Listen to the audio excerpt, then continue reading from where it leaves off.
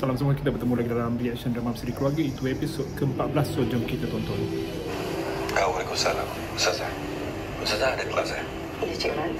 Sila Ustazah.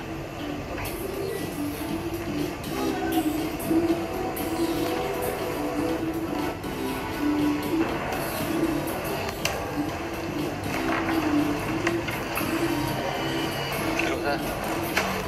Duduk sini.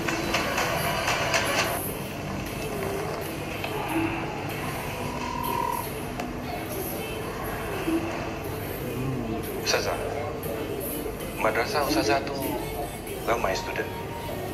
Tak ramai. Tak mampu nak jaga ramai-ramai. Lagipun biaya sendiri. Banyak pada Ustazah. Kalau nak macam saya nak tumpang pahala, nak buat sedekah, nak buat derma, boleh Ustazah.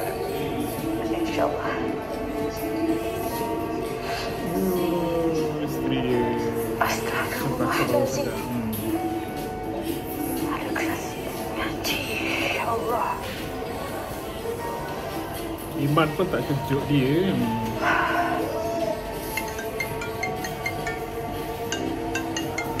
Hello. Bang, buat apa tu? Adik, saya ada kelas mengaji. Tapi saya try to call Ustazah. Dia tak pick up. I think dia on the way dah tu. So bang, kalau dia dah sampai sana, please cakap kat dia. Saya kat rumah anak saya, cakap lah. Saya tengah settlekan masalah rumah anak lelaki saya ni, Takut nanti korang dia ingat apa pula. Yalah.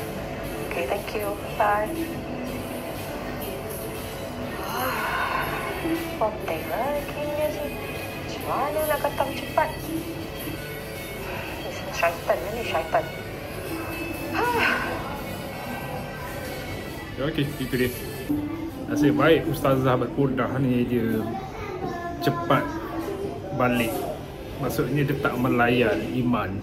Dia terus laju bila dia tengok cempaka tak ada, dia terus balik. Dia tak adalah nak menyimpang ke apa-apa ke. Walaupun Iman ada niat yang serong terhadap Ustazah. Kita tahulah sebab sejarah Iman ni dia tak pernah berubah lah.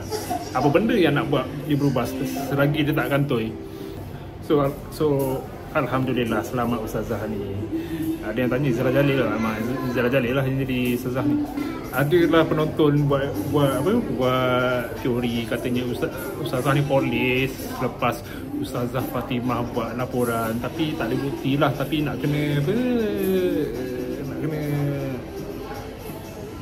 interrogate sendirilah si Iman ni. Rasa tapi daripada adegan tadi, Iman dia belum tunjuk lagi dia punya perangai keji dia. Kalau dia tunjuk memang dia memang Ustazah bagi tahu lah kat cempaka, entah cempaka pun susah nak percaya. Sebab suami sendiri yang baik selalu nampak baik depan dia. Tapi yang pasti Ustazah ni walaupun tak berapa muda pun jadi makanan si Iman.